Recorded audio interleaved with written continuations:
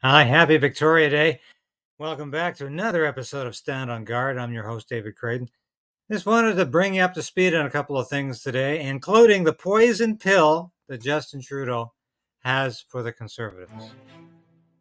So we are in a very precarious position in this country. We need political change, but we also need the resolve to resist.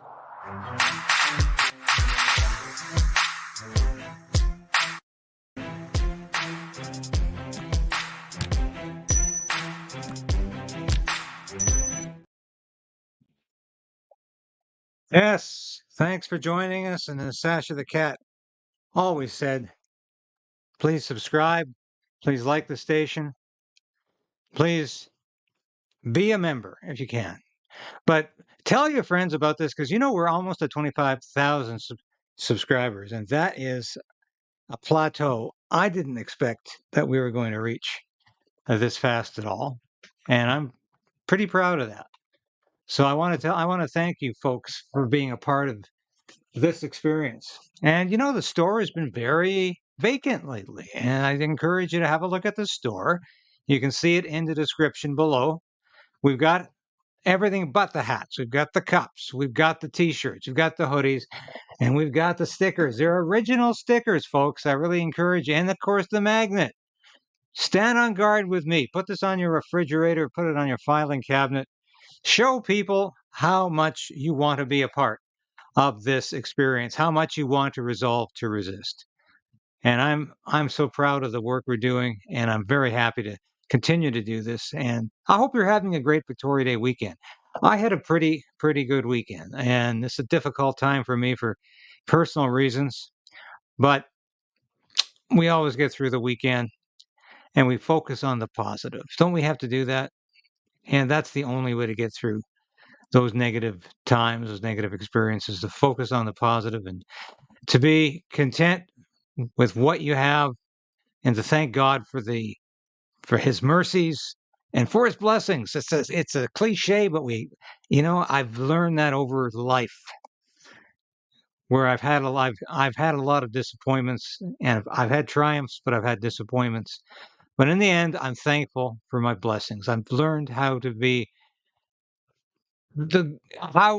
gracious and how to show gratitude, and that's my little message here for Victoria Day. Thanks so much for watching. I want to talk about the Senate today, and I think this is a incredibly, all I can say is a very, very important message right now, because I call this the coming constitutional crisis. This is the constitutional crisis on the horizon. And to get back to the beginning of this, we have to go all the way back to 2014, 10 years ago. This is where this all really started, to some extent, when Justin Trudeau, Prime Minister, and he wasn't Prime Minister at the time, but he was the Liberal leader at the time. He wasn't even the official opposition leader. He decided he was going to untether the Liberal senators from the Liberal caucus, that they would no longer be known as Liberal senators. Let's have a look at the news story at the time. It'll be interesting to see some of the players in this. Some are long gone. Some have different roles today, and we'll point that out. Good evening, and thanks for joining us. There's no question it is a daring move. Liberal leader Justin Trudeau stunned pretty well everyone, even those in his own caucus, by declaring there is no longer any such thing as a Liberal senator. He's kicked them all out of the Liberal caucus. His way, he says, of cleaning up the scandal-plagued upper house. They'll stay in the Senate, but will sit as independents. Shirley Engel has the story of Trudeau's Senate surprise. Shirley? Donna, Trudeau's bombshell this morning blindsided not just Liberals, but the Senate as a whole, too. It's still trying to figure out how this will all play out and what it all means. Strip away the spin, and you'll find senators who woke up as Liberals in a sudden identity crisis. How do you feel about being called a former Liberal senator? I'm not a former Liberal. I'm a Liberal. and I'm a Liberal senator. Not anymore, according to Liberal leader Justin Trudeau, who broke the news to a room full of stunned senators just half an hour before he announced it to the country. 32 formerly Liberal senators are now independent of the National Liberal Caucus. They are no longer part of our parliamentary team. There are no more Liberal senators. It sounds like he's broken up with you and you're not accepting it. Not at all. Is that how this is? I am a Liberal. I remain a Liberal. I belong to the Liberal Senate caucus. James Cowan remains leader of this new self-proclaimed Liberal Senate caucus, but it's unclear just how many of the 32 will stay behind him. George Baker is embracing his new independent title. So it's got to be depoliticized. Mr. Trudeau has taken the first step. He's to be congratulated, and the Canadian people will say hooray, and okay, Prime Minister, what are you going to do? So you can see the initial reaction was largely positive. What a courageous thing to do. I remember writing about this for iPolitics at the time, where I was a weekly columnist. And of course, I had some skepticism, but I didn't really see what was going to unfold here. What Trudeau, maybe he had it in mind. Maybe he's just taken advantage of a situation as it's evolved, as it's unfolded.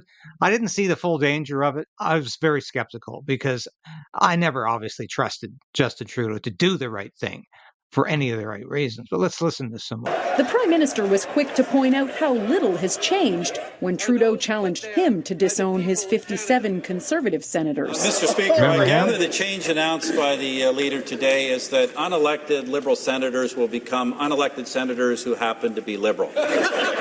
Ridicule aside, Trudeau's populist move steals the spotlight on Senate reform from the Tories and the NDP. For Mr. Trudeau to have suddenly realized that the NDP was right is a good thing. Now let's go all the way. Let's hope that he understands that getting rid of the Senate is also the right thing to do. Both the Tories and the NDP question the timing. The Auditor General is expected to soon release a report on senators' expenses that will name names. Today, Mr. Trudeau announced a smokescreen to distance himself from the Auditor General's report. There he is, Pierre Poilievre, Democratic Reform Minister.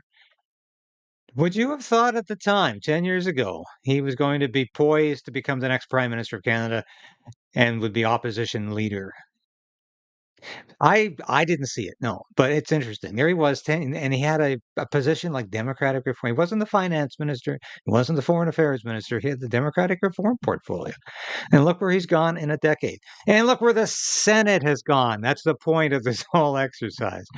Now, I recently wrote a column for my Substack, and I don't often promote my Substack work on this channel, on Stand on Guard, Krayden's Right. But I will today because I think this is a topic that nobody is really talking about. The subject here is Canada headed for constitutional crisis with its woke Senate. Now, what do I mean by that? Well, if you have a look at this, you can see, and I'm going to have to put my glasses on to read it. As of May 2024, there are 96 of the 105 Senate seats filled. Now, where are all these Senates? This is where it gets very confusing because there are only 13 Conservative Party of Canada Senate seats. And as Denise Batters points out here, she recently posted on X, there will be only 10 by the next election.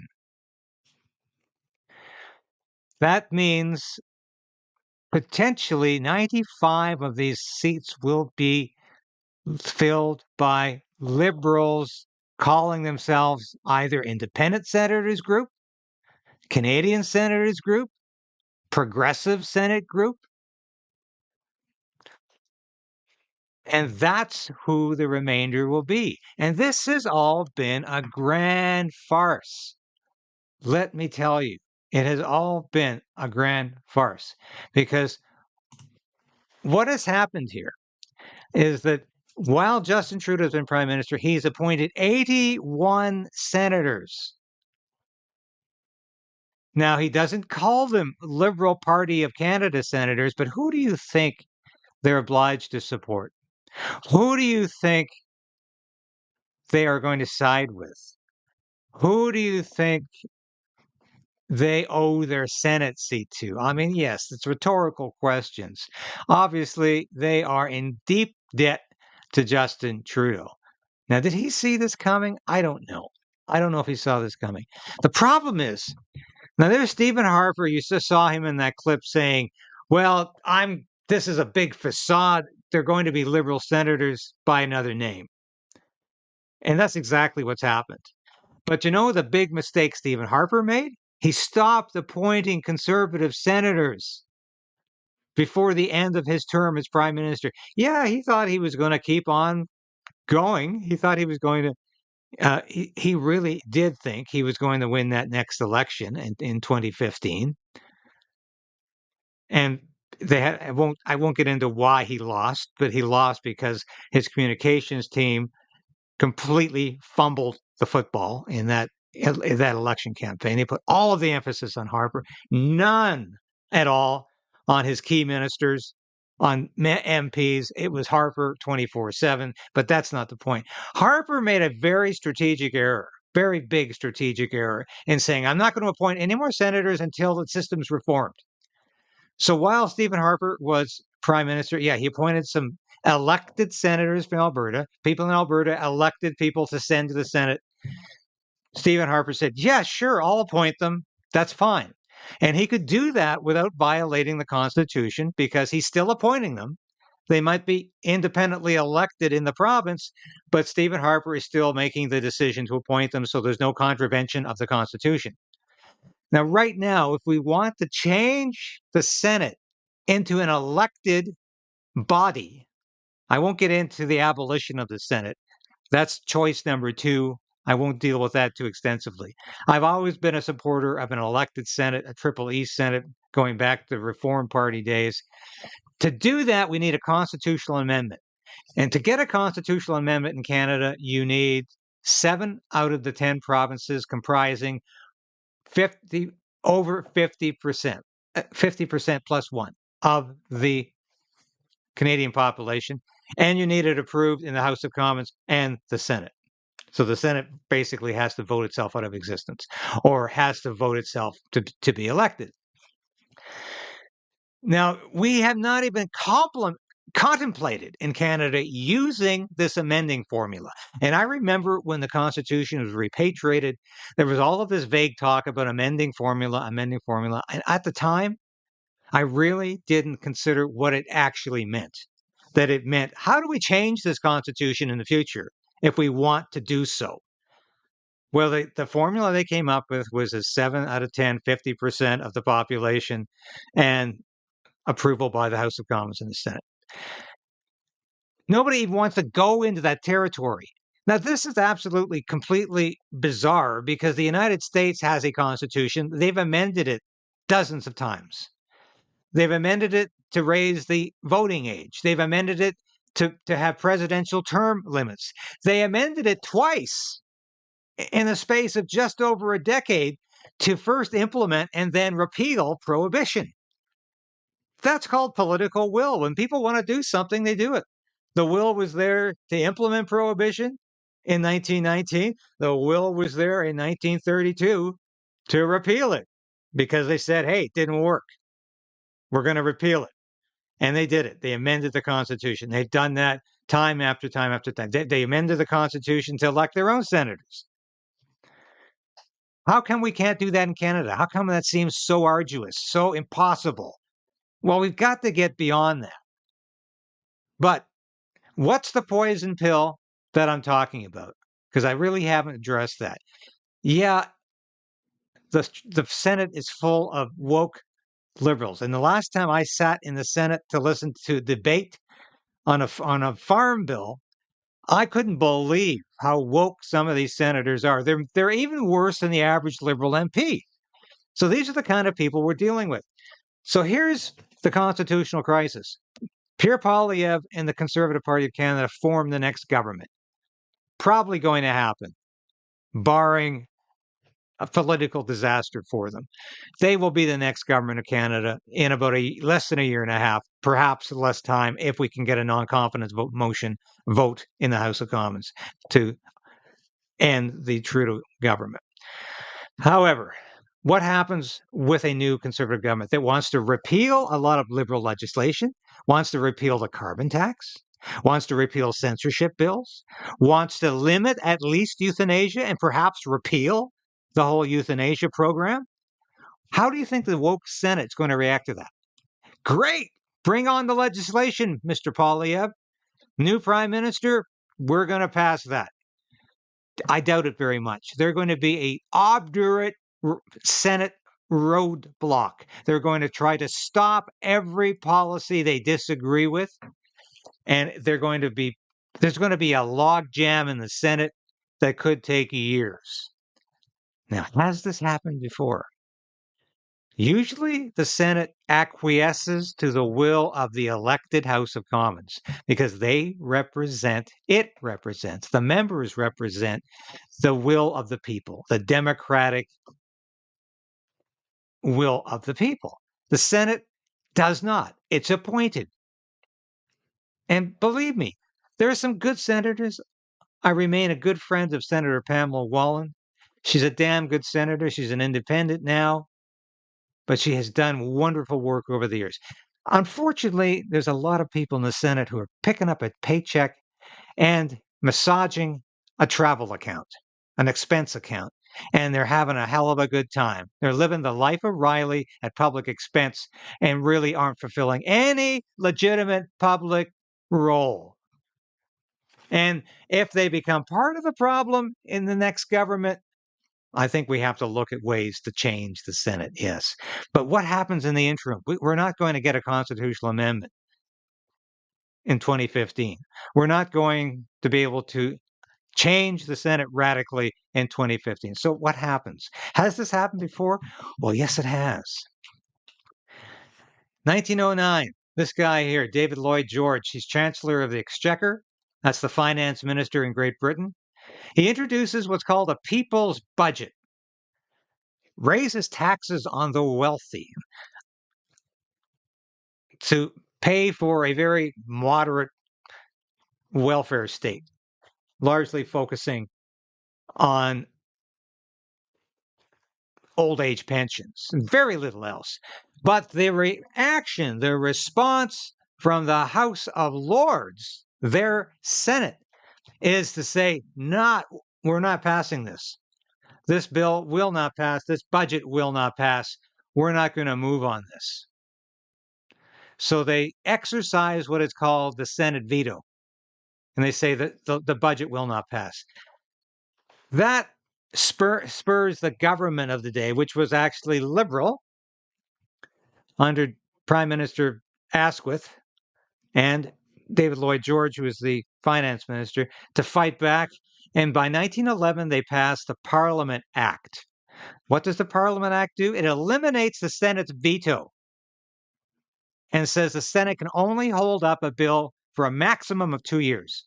The Parliament Act was renewed in 1949 and amended to limit the Senate's ability to block a bill to 1 year. We don't have anything like that in Canada because in the past, the Senate has usually just been that sober second thought, that form of sober second thought, and has not tried too hard, has not been drastic in its desire to quench the democratic will of the people, to stop the House of Commons from passing legislation.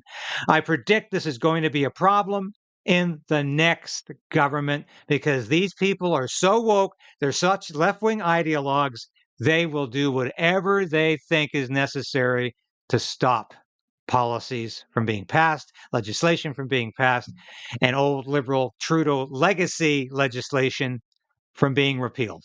So this is the poison pill I'm referring to. This is the constitutional crisis. We are going to need a Parliament Act in Canada to tame, discipline, and control the actions of the unelected appointed Senate, or it's going to control politics in Canada.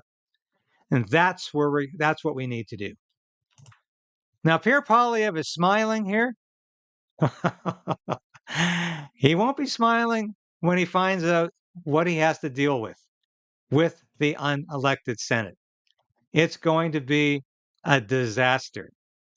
And as I said, Trudeau's appointed 81 senators since he's been in there.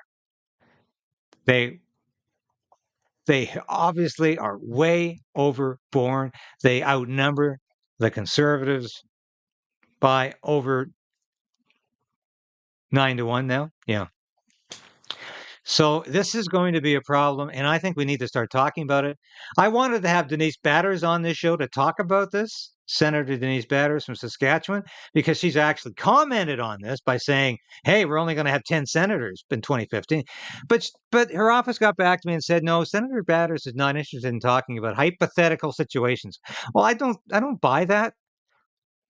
Were we willing to talk about the potential for a Second World War after Hitler walked into Czechoslovakia in Austria? Was that hypothetical, or was that something we had to talk about before it actually happened? We need to talk about this constitutional crisis with the Senate now before it actually happens, and because we need to prepare the legislation now to tame the Senate, to make sure they don't do this to the next government, because they are going to do it. So, a little bit of a history lesson today. We're back tomorrow with Question Period Live. It's going to be interesting to see what's going on. They're really back they're back for a month now before they recess for the summer. We want to make sure the Online Harms Act does not see second reading. Definitely. We want Parliament to recess before that happens. But let's have some action, please, on this World Health Organization pandemic treaty, or agreement as it's called. Nothing's being said about it. It will be signed in June unless there's sufficient opposition to it, and I'm not hearing that from the Conservatives at all. And as I said in an earlier broadcast, the one member of Parliament who has been fighting this, Leslyn Lewis, has apparently been told not to talk about it because she won't talk about it on this program when I asked her office about it last week. Or actually, it was last week. So that's where we stand. I'm also interviewing Tamara Leach of the Freedom Convoy tomorrow to find out what's happening with her and where things are going with that trial, how she's doing financially, and the news that she's able to talk to Chris Barber in public again, or in private. Anyway, thanks for watching today, folks. I enjoyed this very much, and we're back tomorrow, as I said, with Question Period. And please watch the interview with Tamara Leach, because in the past, YouTube has tried to suppress my interviews with Tamara. I've done 2 or 3 of them. This one will not be suppressed. I can promise you that, because you folks are going to be watching and supporting it. Thanks so much for watching today, and we'll be back again tomorrow. Thank you for watching this episode of Stand on Guard and being a part of the Krayden'S Right channel. If you've watched this episode to this point, you've watched it all. And that's really important for a small station like this. We always say subscribe, hit the bell, be a part of the Krayden resistance. Resolve to resist. That's what we're doing. And if you become a subscriber, if you're a supporter of this station or a member through Substack, through YouTube, and now you can be a local as well, that's so important to us, because I couldn't do this without you. I made a decision to become an independent journalist about a year ago because I wanted to bring all of my experience in the military, in journalism, to you. I don't promise anything I can't deliver. I don't offer clickbait. I offer truth. The truth is out there, and it's my job to bring that truth to light and to you. Thanks for being a part of the Krayden'S Right resistance, and we'll see you again soon. So we are in a very precarious position in this country. We need a political change, but we also need to resolve to resist